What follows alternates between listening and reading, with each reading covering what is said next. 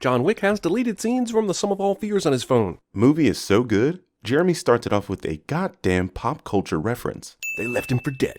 Even he left himself for dead. But then he didn't die. Therefore, this movie. Jeremy doesn't know that this part of the movie is actually the ending.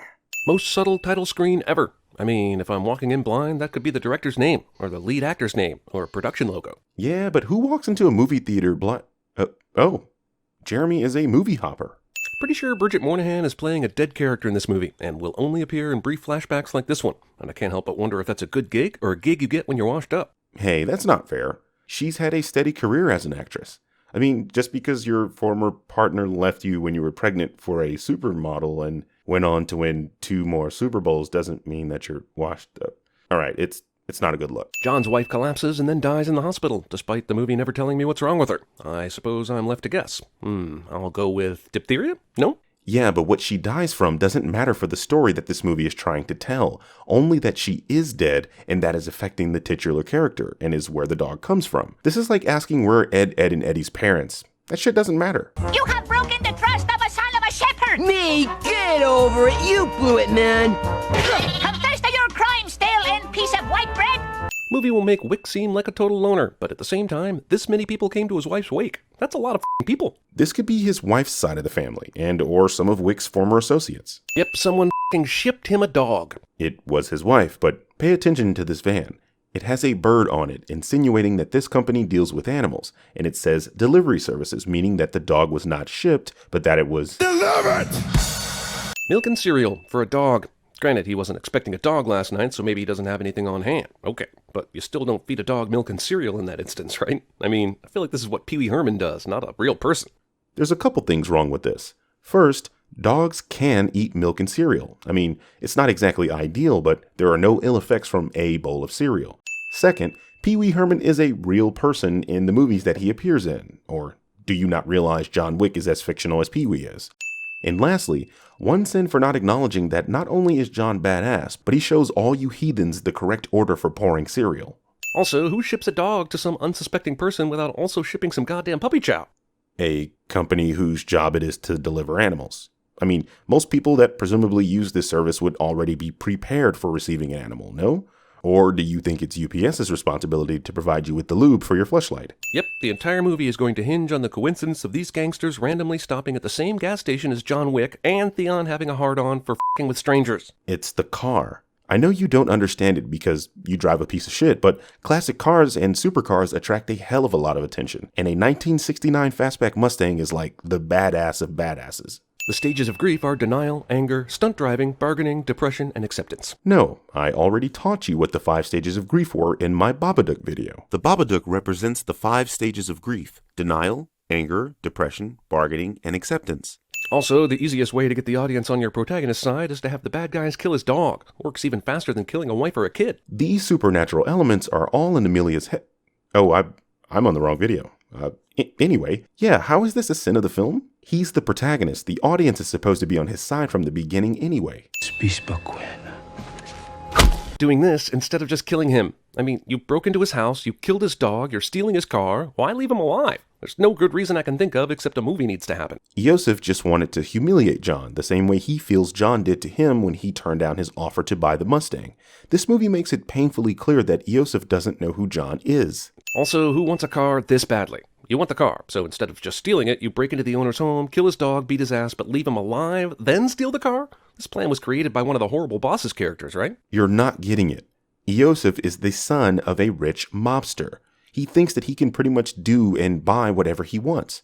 This is the nature of some rich people. When John tells him no, he feels disrespected. Also, the dog was killed because it wouldn't stop whining. It wasn't his plan to kill the dog.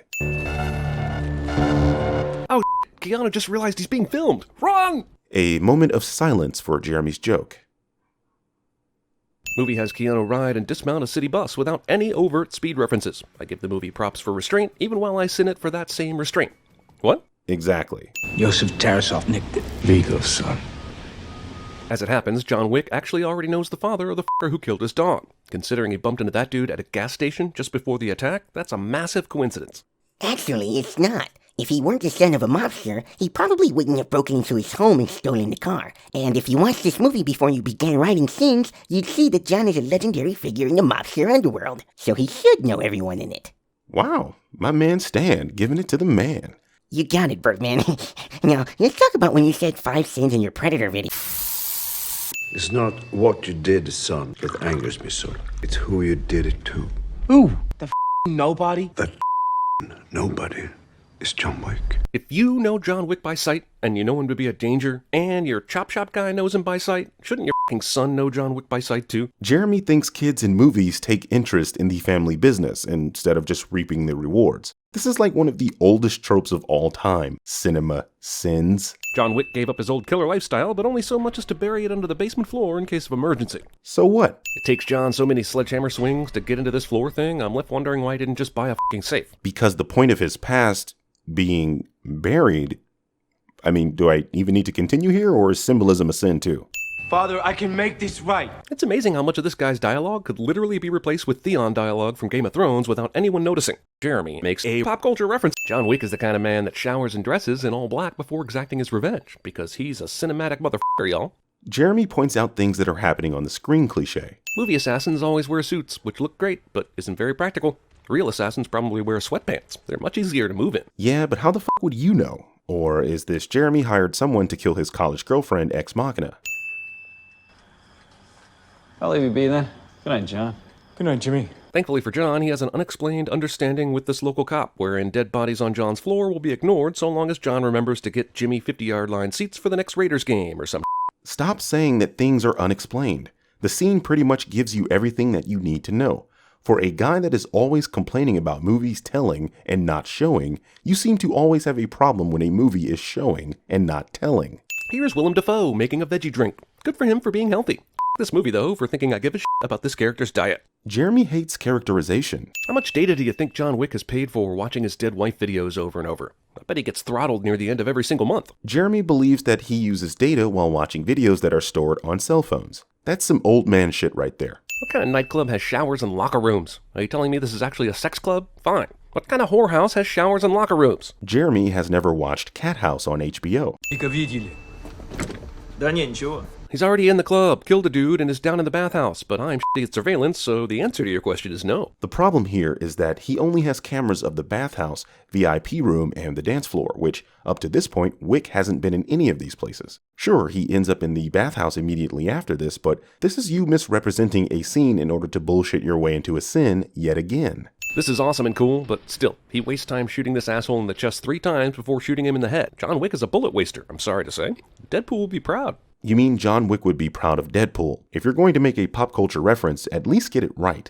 Wick gets his f***ing ass kicked by a random club henchman. Pointing out things that are happening on the screen cliche. Sniper turns out to be helping John by alerting him to the female assassin by shooting his pillow. And yeah, shooting the pillow is a pretty good I need to warn you now but don't have the time to call you signal. But what would be even better would be to shoot and kill this assassin chick as she's entering the room.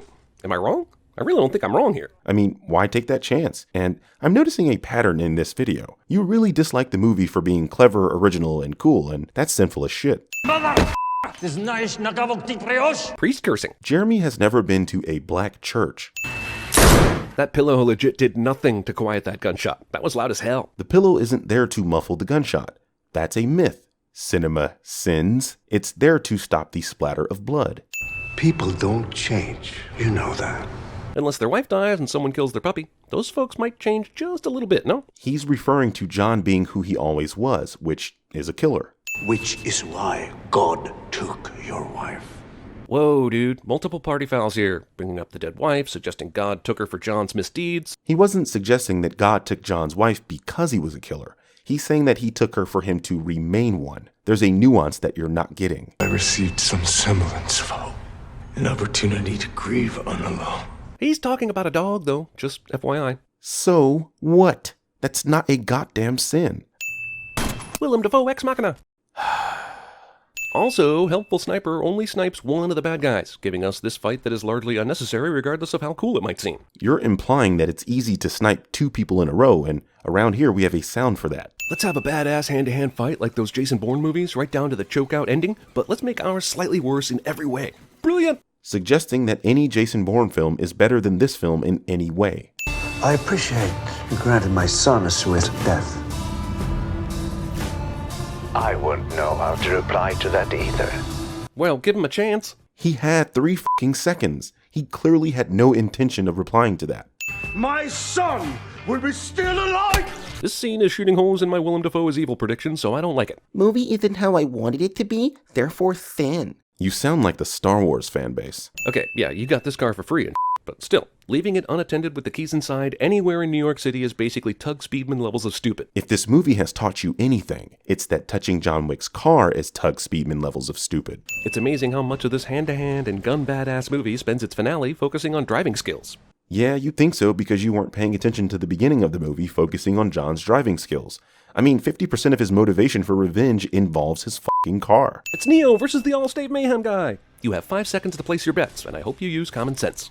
This actor was in this movie, and that actor was in a commercial, and this is a fucking stupid sin.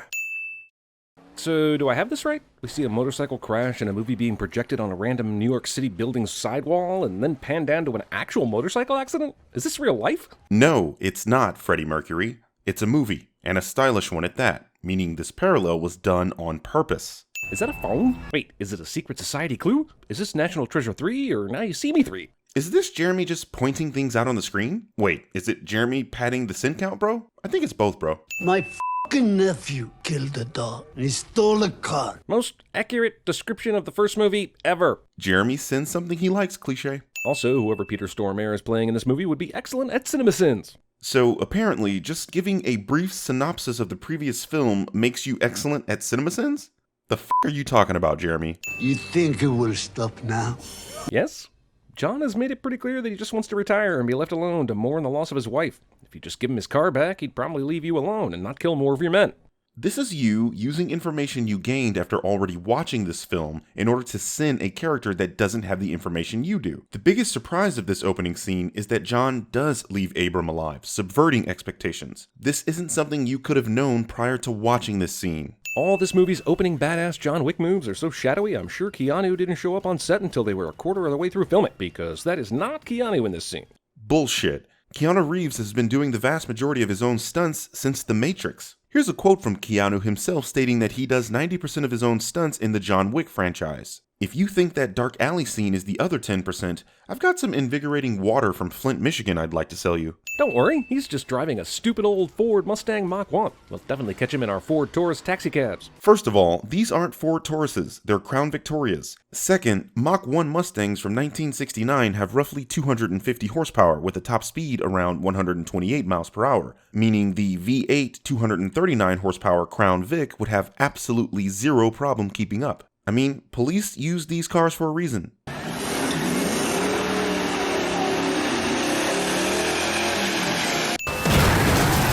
This doesn't break John Wick's leg for the rest of all time. That was a low-speed impact. I mean, sure, it could have caused some damage, but people survive these kinds of impacts all the time with nothing more than a few bruises. That is the exact leg that just got rammed by the taxi, motherfuckers. I know everyone loves the action in these movies, and it's great action, but why does he have to be so indestructible? Either show him kicking ass with a broken leg, or don't show his leg getting rammed by a speeding car. One explanation is that he's simply filled with adrenaline at this moment. Adrenaline is a natural painkiller and can allow humans to do things that would otherwise be impossible. I like these movies, I really do. But John Wick is lucky as hell he isn't dead 5 separate times in this movie's opening. Why do you send Jeremy for giving sins for liking something, Birdman? He doesn't do that.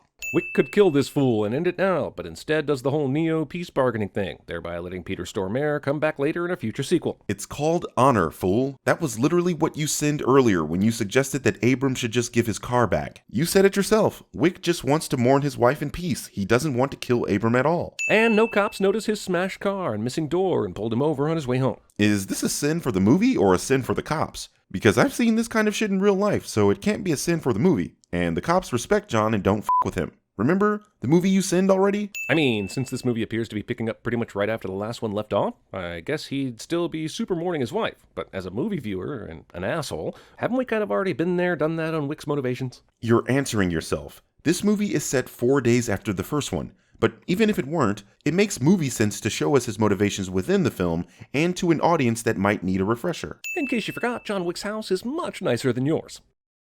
Okay, why is this a sin? Some people have nice houses, big whoops.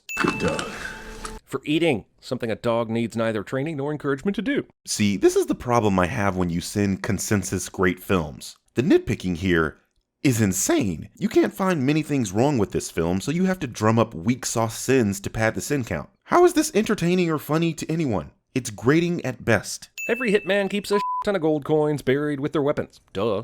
Or maybe those are poker chips, and this movie has even more in common with Casino Royale than the dead lover angle? Hilarious. So he took out an entire criminal enterprise last movie, but then almost immediately had to deal with the criminal enterprise of that first guy's brother or cousin or some shit. But after that, he believes he's truly done with this, to the point he's cementing his weapons into the floor. Again, John is an honorable guy, and he is expecting Abram to honor their agreement. The previous film has already shown that John doesn't necessarily need his own weapons to f you up, and all these assassins operate on a code. Also, let's walk through this. You believe for some reason you need to hide your guns and gold coins. Maybe you fear criminals, but this is more something someone would do if they feared cops. Regardless, you're going to take the time to do all this, but leave a giant cement scar so that it's obvious to criminals or cops alike that something is buried under here. There's so much wrong here. I'm going to give you 5 sins off the rip. First of all, Wick is not hiding his guns and coins. John burying his weapons is supposed to signify his burial of his former life. Next, John doesn't fear cops. In fact, the cops seem to fear him, or at least respect him. Lastly, that cement scar would be covered by the rug that's there, should anyone be theonly stupid enough to break into Wick's home. Again. This movie is basically action, John Wick reflecting. Action, John Wick reflecting. I bet the word reflecting is written in the script's parenthetical notes at least 30 times. I'll take that bet. Well, would you look at that? Not one mention of the word reflecting. John says, "I'm sorry, and I can't help you," to the guy who strongly implied John had no choice. And I think I know what the rest of the movie's going to be about. So you're just sinning this film for getting its plot into motion? Hey, CinemaSins fanboys. Let's play a game. Which of these was CinemaSins doing in this sin? Was it A, satire, B, parody, or C, just joking?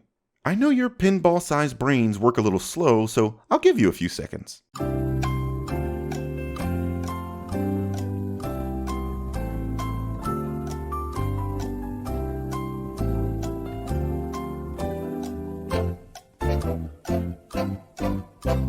All done? Okay, put down the Crayolas and calculators. The answer is D, none of these things. Also, John's house has way too much f***ing glass for a guy who's so paranoid and suspicious he buries his guns and gold in cement in the basement. Why isn't this whole house a f***ing basement? Your flawed premise is allowing you to erroneously sin this film multiple times, and I'm not going to let that slide. He's not hiding his guns from other people. He's hiding them from himself. We get it! Irony. And no one even did a simple perimeter check to ensure Wick hadn't gotten out. The f***? This contradicts your earlier sin when you said, he survives this. So in addition to a broken leg from the taxi earlier, Wick should also spend the rest of the movie attached to an IV and possibly a breathing apparatus. Either you think that he shouldn't have survived the explosion in the first place, or you expect the goons to check to see if he's still alive. You don't get both. And John Wick walked all the way to New York City. I'm not even exaggerating, people. That's literally what happened. But you missed something. There's also John Wick and a dog in this frame. Why didn't you sin that too? Since you're just pointing things out on the screen and all. Hey, it's that Orange is the New Black actress. Rose something, Ruby something, naked something. I can't remember her name. Not sure why. But Birdman, CinemaSins is much funnier than you. So wait, the gold coins are some sort of international hitman society currency that they can basically spend on these continental hotels that are scattered around the globe? Yes, and you knew damn well that's what those coins were for, so here's a sin for feigning ignorance earlier. Oops, was that 2? What I meant was 3. Okay, so hitmen can also use the gold coins to buy assassin I guess, because guns and weapons are totally unavailable on the black market anyway. This technically is the black market. Also, guns have serial numbers. The ones available on the non-assassin black market would most likely be traceable due to sloppy serial removal, if there is any at all. This is the original map of the D'Antonio estate. The f***? So this guy knows who Wick is here to kill? Here you go again, manipulating a scene. This scene is part of a montage showing Wick gathering materials to take on Santino's sister. He's obviously already explained why he's there. Recommend anything for the end of the night. Something big, bold. This is a cool scene, I will grant you that. But the idea that Grand Ninja Master Ghost Assassin John Wick doesn't know before walking in here what guns he wants for the job is pretty silly. But John knows what he wants. Something big, something bold. He's asking for a recommendation as there are clearly a lot of big and bold weapons there. Even Gordon Ramsay will ask for recommendations when sitting down in a restaurant. So what does this make you? An idiot sandwich. Boy, she wasn't given a lot to do in this movie, was she? A relative newbie actor/model was given a role in a Hollywood movie where they don't do much. You don't say. Also, did you just assume their gender, you shitlord? Playing your guitar with a fucking bow. Jimmy Page, one of the most famous guitarists ever, played his guitar with a bow. So, sinning Led Zeppelin. Just look at this. Look at it. All anyone had to do in the last 10 seconds was slightly glance upwards, and Wick is discovered. During the previous sin, that I skipped because it was equally as stupid, you showed these two walking past the arch. If you look really closely, you can see that John didn't step under the arch until they had already passed it, meaning their chances of actually seeing him would be predicated on randomly looking up at a 20-foot wall for no reason. You might think I'd sin her stripping as a desperate attempt to stay alive, but no. I'm sinning her for thinking that dress somehow wasn't revealing enough on its own to do the job without stripping. She's not stripping to stay alive, dude. She's trying to get in the bath and kill herself. John shoots her, presumably to help her soul avoid damnation, but she was 95% dead already. She slit her own wrists. Everything I know about the Bible and God and damnation suggests her soul is screwed, even if Wick's bullet ends her life slightly before the blood loss did. John shot her to prove that he fulfilled the oath to the marker. And my Christian is a bit rusty, but as long as you are killed before you die from slitting your wrists, Odin will allow you to enter Valhalla. Loose ends. Cute, but the middle finger is not the sign for the number 1. But you know what it is the sign for, Jeremy? Exactly what I want to say to you for this stupid sin. For the second time in this movie, John Wick's legs will be miraculously not broken after a car impact that definitely broke his legs. Nope. I'm going to play this in slow motion for you so that you can see John reacted quickly enough and got his legs off the ground so that he actually lands on the hood of the car. I mean, Keanu is more Jesus in this movie than he is in any of the Matrix films. Well, according to the Torah, Jesus did a lot of things, like creating Asgard in 1 week, or killing Goliath with only the Philosopher's Stone. But I don't think he ever judo flipped a guy, and I'm pretty sure Neo could beat him in Yu-Gi-Oh! There will be no business conducted on the continental grounds. This kind of gentleman's agreement sounds good for a movie, but would be ignored as in the real world of underground assassin organizations. Which is exactly what happened in the last film, that you sinned. Remember? Say, why does the Hitman Hotel set in modern days still have rotary phones in the room? Is nostalgia a big thing with international assassins? Considering they're still using fucking golden coins. Even with the open contract on him and every hitman in the world after him, Wick easily made it back from Rome to New York without even changing identities or clothing. He actually did change his clothes. Wick wore all black previously. Also, the hit was placed on him in the morning as he was leaving Italy. Please pay attention to the film you're attempting to nitpick. Now that Wick has been shot in the torso, movie will make a big deal out of his health and the pain from this wound, completely forgetting how it glossed over his clearly shattered leg from that car crash in the opening scene.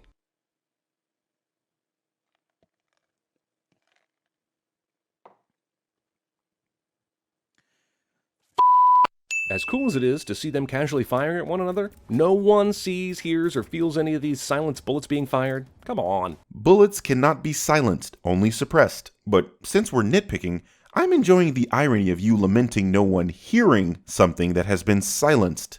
This is the third best subway-based Keanu movie action sequence ever. Jeremy sends something he likes cliche. This bloody guy limp running through the terminal should be freaking out a lot more people than he actually is. This is New York, Jeremy. My old lady bleeds more than that every month. True story. I need you to move me underground. Get me to him. You are on a rooftop in broad daylight. If you can be here, you can navigate New York City on your own without help. But nice Matrix reunion, I guess. But he barely made it to this rooftop. He's been fighting assassins nonstop along the way. Why do you refuse to pay attention? This fucking laugh. How much help does it look like I need? He said a hair before he has someone help him take off his jacket. I mean, he's clearly referring to outside help. You know what? Never mind. $7 million gets you 7 rounds. Jesus, even Deadpool had more than that. Jeremy makes a pop culture reference. Discount Alicia Keys here on the... Is that a violin or a viola? It's kind of going to ruin the sin if I don't know which one it is. F it. It's a dumb sin anyway, as Alicia Keys plays the fucking piano. And it's a violin, by the way. This is a viola. What the f? Wick fires all 7 of his bullets in the first 3 seconds of the conflict. I mean, granted, kinda has to. But now he's just gonna end up picking up dead guys' guns to keep going. Which undercuts the whole 7 bullets for 7 million thing. Like, completely. No, that was literally his plan. You said it yourself. He had to do this. And the Bowery King was saying that John cost him 7 million by agreeing to not kill him. Wick gets luckily missed by bullets so many times in this movie they should change the title to Ex Machina. Except that would cause legal issues, but still. Of all the times you've misused the phrase Deus Ex Machina, this has to be the most hilarious. I mean, he's not even being saved by anything, you goddamn dork. Wick breaks the don't do business inside the walls of the secret assassin Continental Hotel chain rule. And while I'm still saying that rule is some bullshit, this is some obvious ass trilogy setup bullshit. Why is this bullshit though? Simply because it sets up a third film? You seriously sinning the fact that we're getting a third John Wick?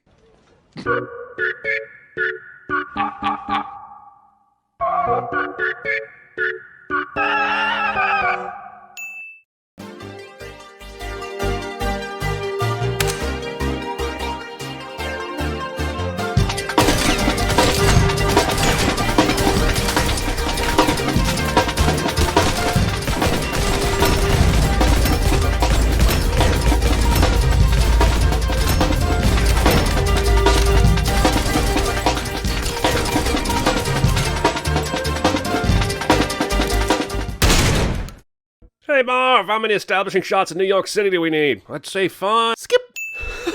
I refuse to believe there are so many assassins around the globe that they need these stock ticker machines to keep up with it all. God damn, you act like there's a contract killing every 15 minutes. First of all, that fucking laugh. And second, who cares what you believe? That's clearly the universe that the movie is setting up. You mean to tell me there isn't a fraternity of assassins that uses gold coins as currency in the real world? Oh, I am shocked. TikTok, Mr. Wick, TikTok. TikTok? So if this movie had been made in 2015, he would have said Vine, Mr. Wick, Vine? You padding the sin count, bro? I think you're padding the sin count. John Wick, excommunicado, in effect, 20 minutes. The annoying countdown to John Wick's official you can kill him now time is ridiculous for many reasons. But the update is given 4 times after the initial order is announced. How are the people here so busy that they can't be bothered to remember 6 p.m.? Set an alarm. Why make this lady update the situation this many times? Because he's John fucking Wick. This guy is a goddamn legend in this world. The people that are trying to kill him are literally his fanboys. I mean, do you not remember the special ESPN held for LeBron James just so he could announce that he was going to Miami? The point is, some of us are just more important than our peers. Like Charizard, apparently. Jason Bourne spends money to keep important emergency in a safety deposit box. John Wick spends no money to keep the same important in a library book no one ever cares about or checks out. Jeremy has a Bourner for Jason Bourne. He's running down the same alley where they did the big flash mob thing in Premium Rush. Even if this nonsense were true, why on earth is that something wrong with John Wick 3? We pretending that Premium Rush isn't the best bicycle movie ever? And don't give me that E.T. bullshit. Just don't. Puncture wound. No Sherlock, didn't Wick come here for a quick and quiet stitch-up and not obvious exposition? We all saw the knife, dude. We're at the point in this Sins video where Jeremy completely misuses a word in order to complain about something that doesn't even matter. This is not exposition, which is defined as a literary device designed to introduce background information. This is a doctor analyzing a wound he intends on treating. Aren't you a fucking writer? Where? Here, just below my floating rib. Be sure not to hit my leg. Be sure not to graze my car.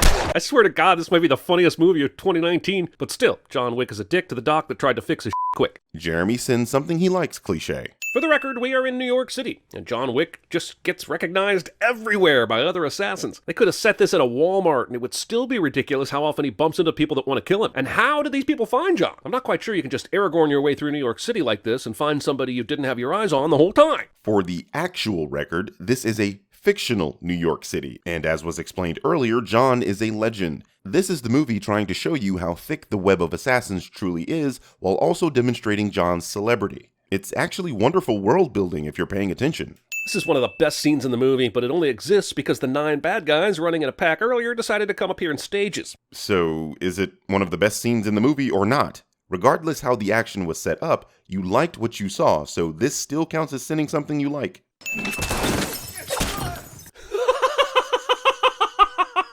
Hey Jeremy, nobody wants to hear you laugh, dude. So everyone in this world knows what a badass John Wick is, to the point that some of these guys are fans of him. But let's not get it twisted here. They are being offered $14 million to kill this guy. So why don't they go for the kill here? They know what he's capable of, so toying with him is beyond stupid. Look, I know you like manipulating scenes to make it look like you have a point and all, but if you're going to do that, try not to do it with a movie practically everyone has seen. We all know they hit him with 2 cars in this scene and immediately got out of their cars and chased him down with guns. It's like motorcycle versus horse. Jeremy hates true lies. John Wick, open contract, increase 15 million. Who was out there that was like, 14 million, I'll do what I can, but what? Did you say 15 million? I'll pull out all the stops now. I'm pretty sure the movie is suggesting that the longer Wick stays alive, the more the bounty will continue to increase. Not whatever bullshit you just cooked up there, CinemaSins. So the girls learn ballet and the guys learn wrestling? Seems kind of sexist. Seems like if this school theater is operating under the high table, everybody would learn fighting skills and ballet equally. Which they in fact do, as demonstrated by the male ballet dancer here, you virtue-signaling jackass. How can you fight the wind? How can you smash the mountains? How can you bury the ocean? I feel like the answer to all 3 questions is my Sure, Jeremy. We all know that even small women is death by snoo-snoo for you. There is an adjudicator here to see you. Just say judge and you save 4 entire syllables. Why not just say kicked out instead of excommunicado? Why not just use money instead of gold coins? The movie is simply being stylish. Besides, an adjudicator is someone that can carry out the duties of a judge, but also resolves disputes in the absence of one. In the John Wick universe, an adjudicator is someone that acts as a representative of the high table. You have 1 week to get your affairs in order. But why? If what Winston did was so bad, why isn't he immediately ejected from the Continental? A week is some arbitrary bullshit. Because the adjudicator was sent here to make a decision, and they made the decision to oust Winston for the part he played in allowing Wick to escape after the interview with him. Because they needed to prepare someone else to run the Continental, they gave him a week to better facilitate that transition. You gave John Wick 7 bullets. The high table is giving you 7 days. Mainly it's because John Wick's journey in this movie is going to take 7 days. The number of bullets you gave John Wick doesn't really factor into it, but it sounds great, doesn't it? No, the Bowery King is getting 7 days because, again, that is the time frame in which the adjudicator has to conclude their investigation in New York, and it allows them ample time to find his replacement. But he's excommunicado. It seems the manager has granted him amnesty. John got here by boat, so she had several days to make sure her men didn't kill him when he arrived. And if she didn't want anyone to know she was helping him, this visit could have been conducted in secret. What the helium are you talking about? The second part of your sin makes no sense, as the visit is clearly a secret, as these men are literally trying to kill John. The first part of your sin is equally as vapid, because who the hell said these were Sophia's men? This is your blood, your bond. I guess we should just accept that John's going to have markers to bail him out of every situation. If you were paying attention during the library scene, the movie implies that this is John's only marker, as not only did he have nothing else in the book, he also had to reach this out-of-the-way location just to retrieve it. I'm not asking you to kill anyone. I just need you to get me to him. John plays the pronoun game so that Sophia has to ask who the hell he is. Apparently, you don't know the rules of your own game, because John definitely said him and not he. Part of me longs for her, and I have to kill that part of myself every day, because sometimes you have to kill what you love. Those two statements don't exactly line up. You're saying to keep your daughter safe, you have to push down the motherly instinct to go see her. But then you say you have to kill what you love, which means you should have just killed your daughter so the longing to see her would go away. Oh, come the hell on, Jeremy. You know exactly what she meant here. She's clearly referring to the part of herself that wants to see her daughter, as her daughter represents that part of herself. I will say that her phrasing works perfectly to describe what I do, though. Does the adjudicator always have to present their medallion with 2 fingers slowly sliding it across the counter? Everything wrong with John Wick 3, ladies and gentlemen. Only using 2 fingers. If the adjudicator speaks for the high table, then why did they need to use Zero and his crew to infiltrate the manager's theater? Why not just show up with the medallion and walk straight in without doing a bunch of ninja? It's called sending a message, and I do enjoy how you're skipping the male ballet dancer in this scene. Mr. Wick, you know where the word assassin comes from? Oh Jesus, not one of these villains. We're gonna hear a full minute of the meaning of assassin and a crash course on the meaning of markers before he finally says, You are broken the rules. The high table has marked you for death. Which is something he already knows, and it dawns on us that none of the history lesson was enlightening or helpful. Bullshit. This history lesson serves to explain that the markers and coins come from this location and that they represent order and rules that John has broken, which begs the question, why should he help John? I seek a meeting with the one who sits above the table. You mean there is someone with even more power in this world? By John Wick 9, we're going to find out that the real boss of this entire criminal underworld is Thanos. Jeremy makes a pop culture reference that isn't a sin of the film cliche. Follow the brightest star. Walk until you are almost dead, then keep walking. Is this an action movie or a fairy tale? It's an action movie. That was easy. Also, I don't know how Barada can estimate John's physical fitness and relate it to his quest, but these directions turn out to be perfect anyway. Basically, what he is saying is that the Elder will find him. Jesus, man, these videos are getting worse and worse. Oh, it gets worse. No, you cannot keep my dog. Jesus, this series owes nearly all of its bloodshed to people's love of dogs. So what? It's a fictional f***ing story. This is so weird coming from the guy that made a superhero team out of disabled children. You want to talk about convenient? Looks like that guy brought a crotch to a dogfight. God damn, I'd watch an entire movie of her and these two f***ing dogs kicking ass. But the movie still gets a sin for making me want a spin-off. You guys heard that, right? He's sinning the movie because it makes him want more. Halle Berry thinks that this will make the water seem less desirable to drink after she swishes it around in her mouth and spits it out. I can report that it does not.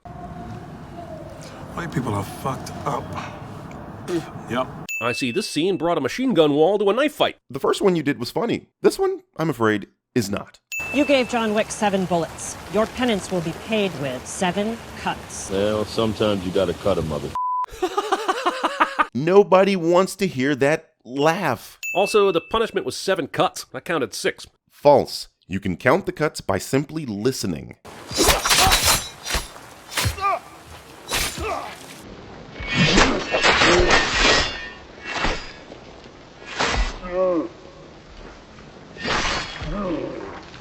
So this guy finds John and takes him to the Elder. Pretty much what Barada said might or might not happen. Question for me is, why does the Elder take this meeting? John killed a bunch of Barada's men after Sophia refused to give her dog to Barada and she started shooting up the place, which is something the Elder would have been informed about. So wouldn't that factor in? Or does the High Table just consider that an unavoidable circumstance? The Elder basically answers this question in the next scene. He's curious. How have you come to be so lost? Never seen a man fight so hard to end up back where he started. So tell me, Jonathan, why do you wish to live? My wife. So you seek to live for the memory of love? At least a chance to earn it. I can give you one last chance to earn a life. Well, thank God, because otherwise this movie ends here and now. Too short and unsatisfying. Which is to say, of course you can. The second reason the Elder decides to take this meeting is that he wants to use John. He offers him an opportunity to come out of retirement and continue working for the High Table for life. Neither the open contract nor the excommunicado will be lifted until you complete your task. John just walked across a goddamn desert to find this dude, and he cut off his own ring finger, and he's pledged fealty to the table once again until the day he dies. Why not give him a deadline to kill Winston, rather than keeping the excommunicado active? Because now, and I'm sure this is why the movie does this, everybody who wants to kill John can continue trying to do so when he gets back to New York, despite all the he did to get another chance. It's a nearly impossible task, and it seems to me the High Table would want John back, rather than making him go through an endless horde of assassins to complete his task. This is the only way the High Table can ensure John will work to complete his task, by making it so that he has to do the job or risk being killed by resting on his laurels. This happens in the middle of Grand Central Station, and yes, while it's New York City, several people would notice these stabbings and would scream and run because of it. People in New York tend to notice and care about stuff like this. Nah, I don't know what you're talking about. I saw a guy get stabbed 3 times near Franklin. I says you should have never put Hawaiian fruits on your pie.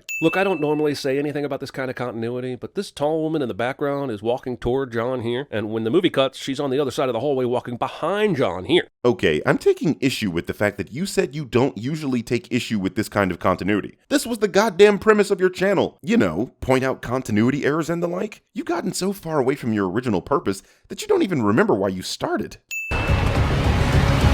Technicalities. Missed opportunity to properly use the word you misuse all the time.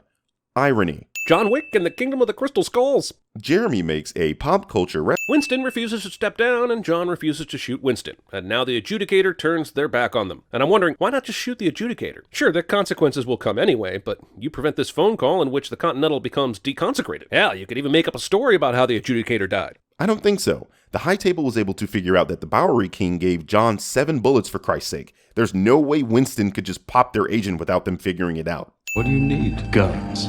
Lots of guns. Definitely sinning this obvious Matrix callback for being obvious and unnecessary. Sinning one of the coolest lines of this film. And I'm certain you made a Matrix reference in the John Wick 2 video, so here's another sin for being the pot that called the kettle black. No one will be seated during the Kingsman portion of the movie. Jeremy makes a pop culture Need more firepower. You're the one that went out there with handguns, mate. Which were recommended to him by the concierge after explaining the armor upgrades.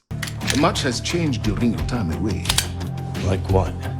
Well, let us say they have made armor improvements. May I suggest the 2011 Combat Master in combination with the 9mm Major? Besides, Wick definitely left the room with a Sig Sauer MPX carbine. Hey, future Birdman. Yo, what's up, dude? Was it the laugh that got you? Because I'm really fucking close to going Captain Magma over this forced fake-ass laugh. Yeah, I can see how that would make you want to pull your ball hairs out. But no, that wasn't my catalyst. Wait until this, Jeremy. Then you will fully become like me. Holy shit.